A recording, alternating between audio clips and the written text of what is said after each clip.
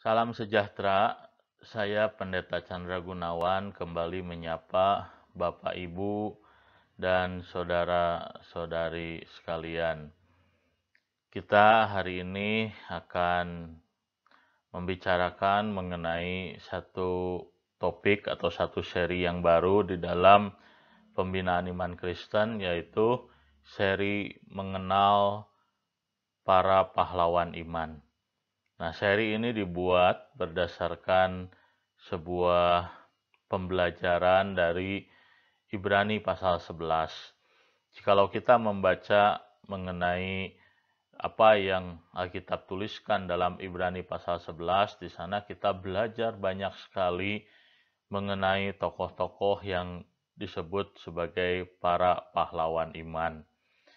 Nah, belajar dari kisah-kisah tersebut, maka di dalam seri pembinaan ini kita akan mempelajari para pahlawan iman, baik yang dituliskan di dalam Alkitab maupun para pahlawan iman yang dituliskan di dalam sejarah gereja atau sejarah kekristenan. Saya mengundang Ibu Bapak dan saudara-saudari sekalian untuk mengikuti seri pembinaan ini. Mari kita akan mulai dengan mengenal salah satu tokoh dari pahlawan iman di dalam sejarah kekristenan atau sejarah iman Kristen. Salah satu tokoh yang signifikan di dalam kekristenan adalah William Carey. Nah, William Carey ini dikenal sebagai Bapak Misi Modern. Dia disebut sebagai Bapak Misi Modern oleh karena dia adalah orang yang Tuhan pakai di dalam mengembangkan pelayanan misi ketika kekristenan memasuki era modern. Jadi dia disebut sebagai Bapak Misi bukan berarti misi dimulai dari beliau, dari William Carey. Tetapi misi dimulai sejak Perjanjian Lama, Allah sendiri yang menetapkan misi. Tetapi ketika gereja memasuki era atau zaman modern, Tuhan memakai seorang bernama William Carey. Itulah sebabnya kita menyebut dia sebagai Bapak Misi Modern.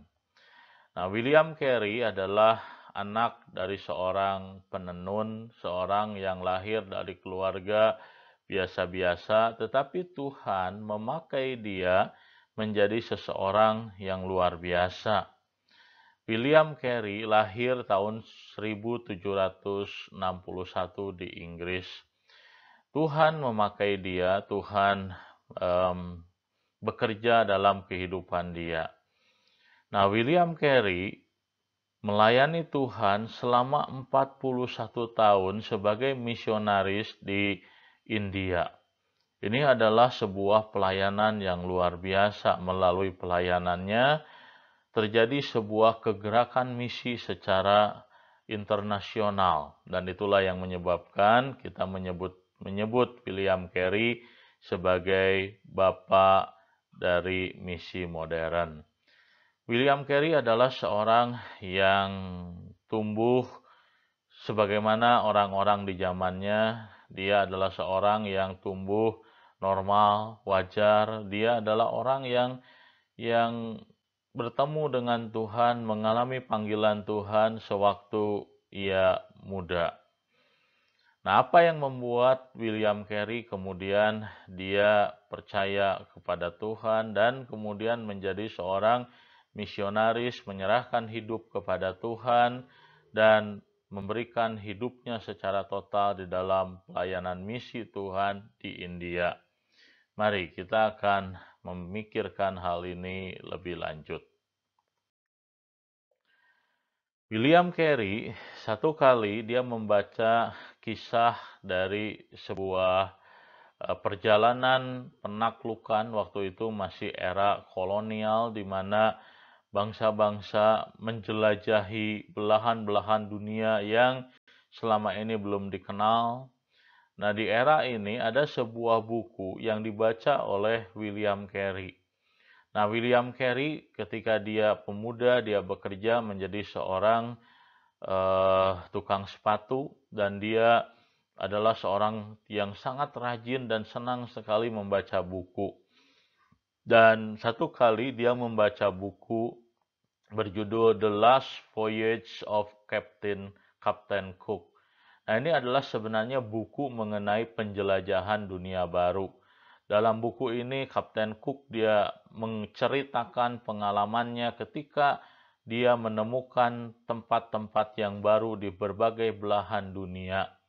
Nah, waktu itu banyak orang tertarik sekali untuk mengetahui hal-hal yang mereka tidak ketahui dari belahan-belahan dunia yang selama ini mereka baru dengar melalui kisah-kisah penjelajahan, termasuk melalui kisah yang diceritakan oleh Kapten Cook. Nah, ketika William Carey dia membaca kisah-kisah tentang orang-orang baru, kisah-kisah tentang peradaban-peradaban baru, peradaban-peradaban yang seringkali terdengar di telinganya sebagai peradaban-peradaban yang tidak manusiawi, peradaban-peradaban yang sangat terbelakang. Nah, ketika William Carey mendengar kisah-kisah tentang orang-orang seperti itu, apa yang dia rasakan? Yang dia rasakan adalah dia tumbuh perasaan kasih terhadap bangsa-bangsa itu. Itulah sebabnya William Carey di dalam pembelajarannya ketika dia membaca kisah-kisah petualangan mengenai penjelajahan dunia baru, dia tiba pada sebuah kesimpulan bahwa semua orang di dunia ini membutuhkan Injil. Semua orang di dunia ini membutuhkan Kristus. Semua orang di dunia ini membutuhkan keselamatan.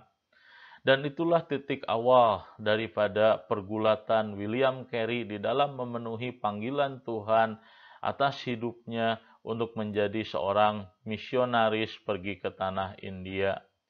Dan di dalam pergulatannya, di dalam mengenal, di dalam membaca dunia yang baru, dia melihat begitu banyak orang yang belum mengenal Tuhan, begitu banyak orang yang membutuhkan Injil, begitu banyak orang yang membutuhkan untuk mengenal jalan keselamatan. Maka William Carey kemudian satu kali ketika Tuhan berbicara kepada dia secara pribadi, William Carey berkata kepada Tuhan, "Ini aku, utuslah aku." Nah, ini adalah sebuah kalimat yang diucapkan di dalam Alkitab. Di dalam Alkitab ketika Alkitab membicarakan mengenai siapakah orang yang akan pergi untuk aku. Siapakah orang yang akan pergi untuk Tuhan memberitakan berita pertobatan kepada bangsa-bangsa yang belum mengenal Tuhan. Nah, panggilan dari kitab suci ini menyentuh hati William Carey sehingga William Carey berkata, "Ini aku, utuslah aku." Maka sejak waktu itu William Carey berjuang untuk dapat memberitakan Injil, menjadi misionaris untuk pergi ke daerah-daerah di mana bangsa-bangsa yang belum mengenal Tuhan diceritakan. Bagaimana bangsa-bangsa yang belum mengenal Tuhan disampaikan, diinformasikan oleh buku-buku penjelajahan dunia baru. Dan William Carey di dalam pergulatannya mencari ataupun melayani Tuhan, dia mengalami pergumulan yang tidak mudah. Hal apakah yang dia alami?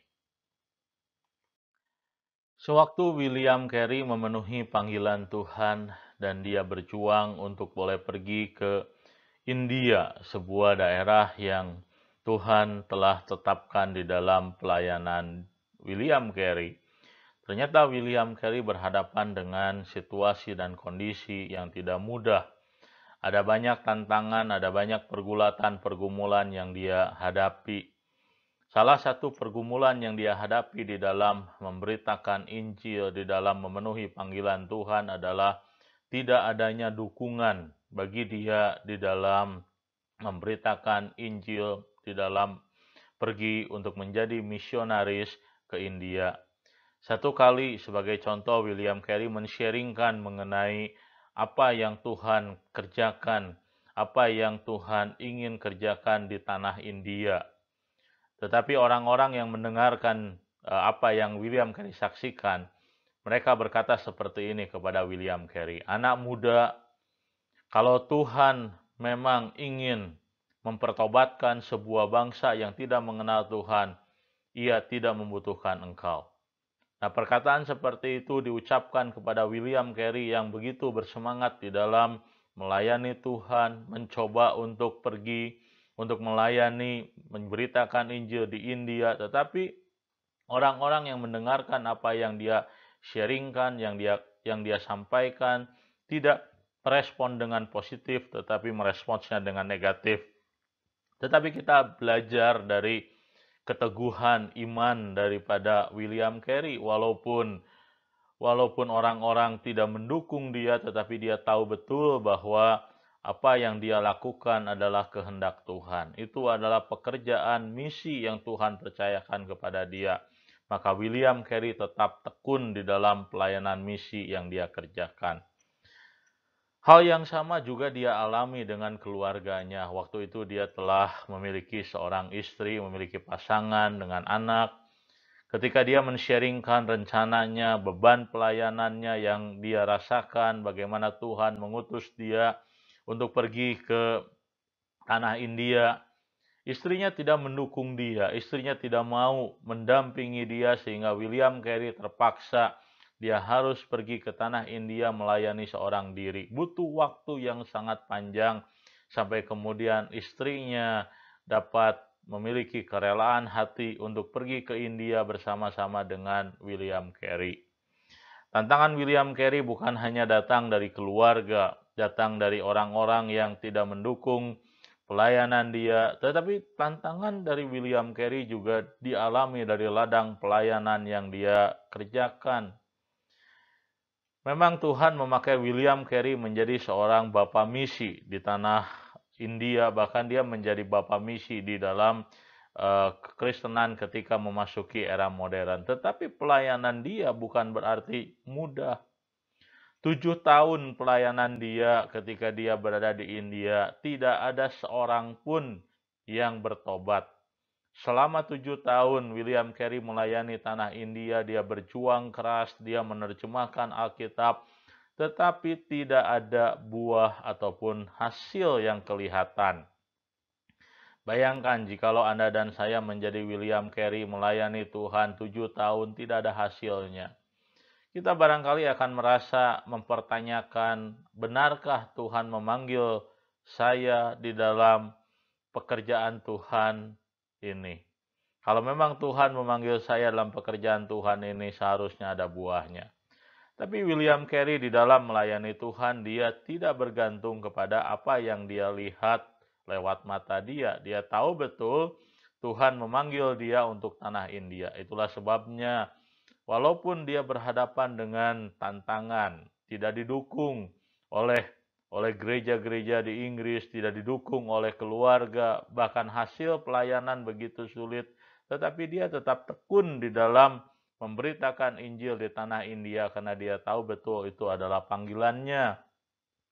Bahkan satu kali pernah dicatat ketika William Carey dia mengerjakan penerjemahan Alkitab.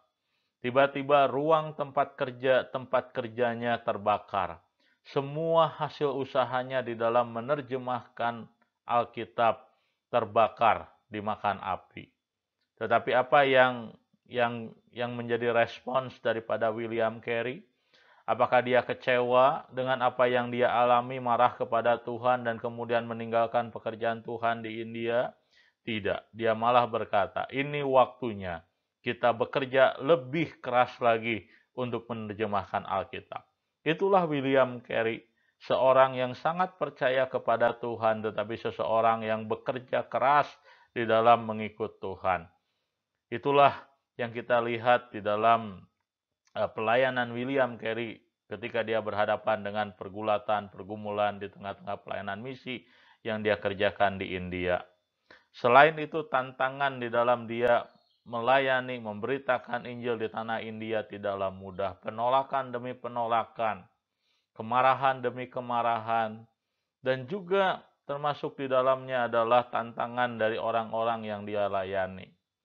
Dia telah mengorbankan segala-galanya untuk mereka, untuk orang yang akan dia layani. Tapi apa yang dia terima? Yang dia terima adalah penolakan.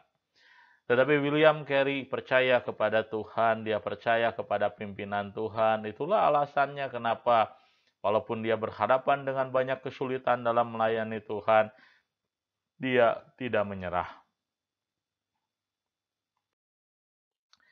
Tetapi kita belajar bahwa Tuhanlah yang menentukan hasil dari sebuah pelayanan seseorang. Kita belajar di dalam Alkitab, di dalam sejarah kekristenan, pekerjaan Tuhan, bahwa ternyata buah itu adalah datang dari Tuhan. Buah itu merupakan pekerjaan Tuhan. Maka ketika kita melihat kehidupan pelayanan William Carey di dalam segala keterbatasannya, kita melihat bahwa walaupun di awal-awal pelayanan dia buah begitu sedikit, bahkan ketika dia melayani Tuhan di India setelah 7 tahun berlalu, hanya segelintir orang yang kemudian percaya kepada Tuhan Yesus. Salah satunya adalah orang yang bekerja bersama dengan dia di dalam penerjemahan. Dan di mata kita, manusia, kita barangkali melihat sungguh sia-sia apa yang dilakukan oleh William Carey.